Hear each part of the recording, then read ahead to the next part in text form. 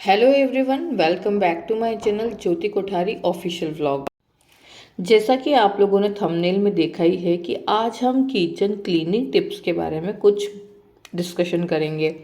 तो यहाँ पर मैं कुछ ऐसी छोटी छोटी चीज़ों का ध्यान रखती हूँ हमेशा अपने डेली रूटीन में किचन को क्लीन करने में, कि मेरा किचन जो है हमेशा नीट एंड क्लीन रहता है। तो वो सारे जो पॉइंट्स या फिर जो सारे आइडियाज़ या ट्रिक्स है कि मैं क्या क्या चीज़ फॉलो करती हूँ, वही आज मैं आपके साथ में यहाँ पर डिस्कस करने वाली हूँ। इससे पहले अगर आप लोगों ने मेरे चैनल को अभी तक सब्सक्राइब नहीं किया तो प्लीज़ सब्सक्राइब कीजिए और शेयर कीजिए मेरी वीडियोज़ को। तो सबसे पहले मैं किचन को हमेशा क्लीन करने के लिए जो पोछा यूज़ मैं करती हूँ वो नेपकिन जो पुराने होते हैं उन्हीं का यूज़ करती हूँ, क्योंकि वो कॉटन बेस होते हैं और उनसे क्लीनिंग और पोछा जो है बहुत ही अच्छा लगता है। तो सबसे पहले जब काम सारा हमारा निपट जाता है, किचन क्लोज हो जाता है, यानी कि खाना वगैरह सब फिनिश हो जाता है सबका, उसके बाद मैं सबसे पहले अपने काउंटर को इस नैपकिन जो पोछा है मेरा उससे क्लीन कर लेती हूँ।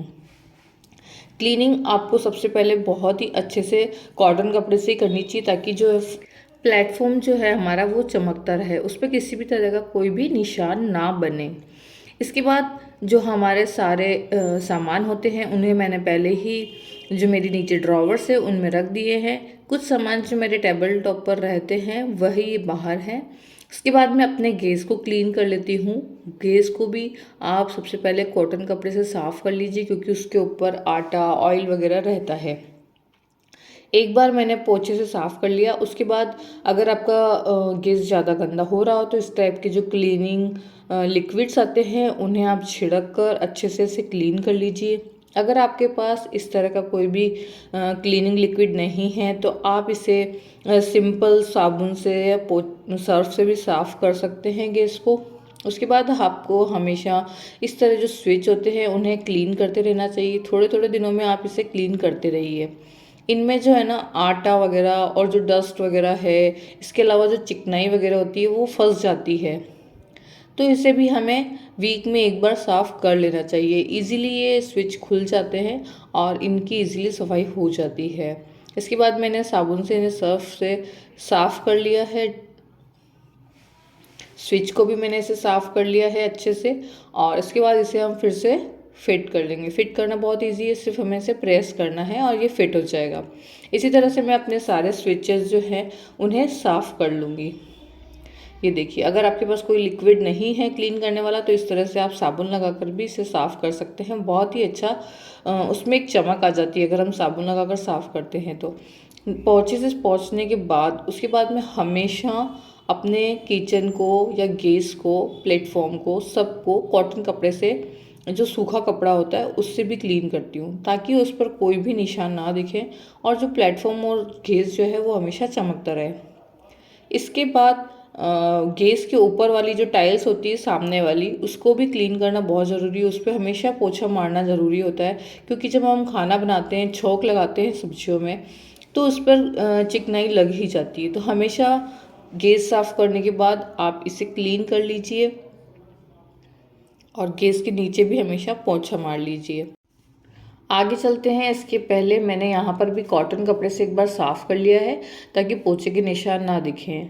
और इसके बाद हम क्या करेंगे, कॉटन जो कपड़ा लिया है हमने वो नैपकिन का ही लिया है, ये मैंने आपको पहले भी बता दिया था। इसके बाद मैंने जो तवा है वो हमेशा मैं अपने गैस के नीचे ही सरका देती हूँ। इसके बाद आपको जो हम बेलन और चकला यूज़ करते हैं उसे भी हमेशा वॉश करना चाहिए, ताकि गंदा ना दिखे। बहुत इजीली वॉश हो जाते हैं, बहुत ज़्यादा टाइम इसमें स्पेंड नहीं होता है। और इसे भी सूखे कपड़े से पोंछ लीजिए। बेलन वगैरह जो है वो लकड़ी का बना होता है, तो उसे सूखे कपड़े से पोंछना बहुत ज़रूरी है। इन्हें धोकर पोंछने के बाद मैं एक कॉर्नर में इस तरह से इन्हें अरेंज कर देती हूँ। और साथ ही मेरे पास जो अचार की बर्नियाँ रखी हैं, अचार हमेशा मैं कांच के जार में रखती हूँ। अगर आप प्लास्टिक के जार में रखेंगे तो वो जल्दी ख़राब हो जाएगा। कांच के जार में अचार जल्दी ख़राब नहीं होता है। इसके बाद इन्हें किसी ट्रे में अरेंज करके रखें, ऐसे ही बिखरा हुआ ना छोड़ें। ट्रे में अरेंज करने के बाद फिर जो रोटी का टिफ़िन है उसे मैंने चकले के ऊपर ही रख दिया है। हमारे पास जो भी माइक्रोवेव ओटीजी है उसे भी हमें हमेशा कपड़ा मार देना चाहिए, ताकि उस पर कुछ भी धूल मिट्टी हो तो साफ़ हो जाए। जितने भी अप्लायंसेस किचन में हम यूज़ करते हैं उन्हें हमेशा हमें टाइम टू टाइम क्लीन करना चाहिए। उन्हें कवर पहना दीजिए, अगर कवर नहीं है तो उसके ऊपर कोई भी नैपकिन डाल दीजिए। जैसे कि मैंने एक नैपकिन रखा हुआ है, और आप चाहें तो ये जो अचार की बर्नियाँ हैं इसके ऊपर भी रख सकते हैं। इसके बाद किचन में जितना भी खिड़की दरवाजे हैं उन्हें भी आप टाइम टू टाइम उनकी डस्टिंग करते रहें, उन्हें साफ़ करते रहें। ज़रूरत लगे तो गीले पोछे से साफ़ कर लीजिए। उसके बाद मैंने अपने जो साइड राइट हैंड साइड वाला किचन का प्लेटफॉर्म है उसे भी क्लीन कर देती हूँ। यहाँ पर सिर्फ मेरे पास एक प्याज और लहसुन वाली टोकरी रहती है। इसके अलावा मैं प्लेटफॉर्म पर आप देखिएगा कि बहुत ज़्यादा सामान बाहर की साइड नहीं रखती हूँ। सभी सामान जो हैं मोस्ट ऑफ जो यूज़ में नहीं आते हैं या जिन्हें मैं अंदर रख सकती हूँ, मैं अपनी ड्रॉवर्स वगैरह में रखती हूँ। अगर आप चाहते हैं कि मैं ड्रॉवर्स की भी एक वीडियो बनाऊँ तो आप मुझे कमेंट करके ज़रूर बताइएगा, मैं उसकी भी एक वीडियो आपको शेयर करूँगी। तो प्लेटफॉर्म पर कम सामान रखने से क्या होता है, हमारा जो किचन है वो क्लीन और नीट एंड क्लीन नज़र आता है। तो इसी के साथ में जब हमारी ये मिक्सर होता है उसे भी क्लीन करना बहुत ज़रूरी होता है। टाइम टू टाइम आप इसे भी क्लीन करते रहें। इसकी सारी जो गंदगी है बारीक बारीक वो आप ब्रश की सहायता से साफ़ कर सकते हैं। इसे भी क्लीन करके आप साइड में रख सकते हैं, या फिर मैं तो इसे अपनी ऊपर वाली जो शेल्फ है उसमें रखती हूँ, क्योंकि किचन पे मुझे बहुत ज़्यादा फैला हुआ प्लेटफॉर्म पर पसंद नहीं आता है। किचन मुझे ऐसा लगता है प्लेटफॉर्म खाली रहेगा तो वो बहुत ही क्लीन लगेगा, इसीलिए मैं प्लेटफॉर्म पर कम ही सामान रखना पसंद करती हूँ। तो मिक्सर जार को भी आप हमेशा मिक्सर को भी आप हमेशा क्लीन करके रखें। उसे साफ़ कपड़े से पोंछ कर, ज़रूरत लगे तो साबुन सर्फ से साफ़ करके फिर उसे साफ़ कपड़े से पोंछ कर रखें। उसका तार मैं इस तरह से फोल्ड करके हमेशा ऊपर शेल्फ में रख देती हूँ। इसके बाद जो मेरा किचन क्लॉथ होता है, जो ये हमारा किचन का कपड़ा होता है, उसे मैं हमेशा इस तरह से फ़ोल्ड करके रखती हूँ। मैं इसी तरह से इसको साइड में ऐसे ही नहीं डाल देती, मैं हमेशा इसे फ़ोल्ड करती हूँ। किचन में जितनी बार काम करती हूँ मैं हमेशा, मेरी आदत है, मैं इसे फ़ोल्ड करके साइड में रख देती हूँ ताकि वो बहुत बिखरा हुआ सा ना लगे। और जो हमारी मटकी होती है उसके आसपास पानी ढुल ही जाता है, मटकी में से भी पानी निकलता है, और जब हम पीते हैं पानी तब भी उसमें गिर ही जाता है, बच्चे वगैरह गिरा ही देते हैं। तो उसे भी आप टाइम टू टाइम क्लीन करते रहे, पानी बिखरा हुआ बिल्कुल अच्छा नहीं लगता है। साथ ही जब ये बर्तन मैं इन शेल्फ में जमाती हूँ तो इन्हें अच्छे से साफ़ सूखे कपड़े से पोंछ कर फिर ही रखती हूँ, क्योंकि इनमें थोड़ा बहुत भी अगर पानी रह जाए तो फिर उसके निशान बर्तनों पर छूट जाते हैं, या फिर जो हम अंदर शेल्फ में रख रहे हैं उसमें अगर पानी गिरता है तो अंदर की जो शेल्फ है वो भी ख़राब होती है। तो हमेशा बर्तनों को आप पोंछ कर रखिए, आपके बर्तन भी हमेशा चमचमाते रहेंगे और बहुत ही क्लीन रहेंगे।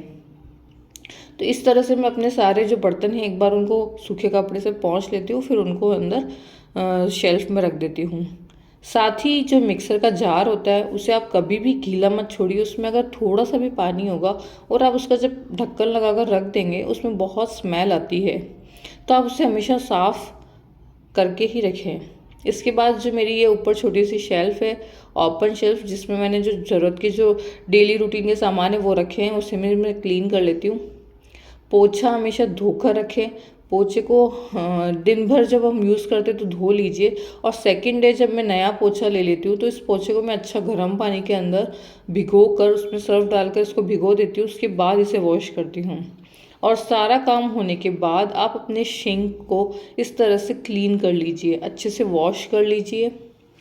आप चाहें, अगर आपको स्मेल वगैरह आती हो, मेरे किचन में बिल्कुल स्मेल नहीं आती, क्योंकि मैं जो हमारे बर्तन साफ़ करते हैं उसमें से जो भी है ना भोजन वगैरह या भोजन के कण वगैरह रह जाते हैं वो मैं बिल्कुल भी सिंक के अंदर नहीं जाने देती। मैं ऊपर जाली लगा के रखती हूँ, उसी में सारा खाना इकट्ठा हो जाता है और उसे मैं बाहर फेंक देती हूँ, तो उससे स्मेल नहीं आती। और टाइम टू टाइम किचन में और सिंक में अपन क्लीनिंग करते रहते तो उसमें बिल्कुल भी स्मेल नहीं आती है।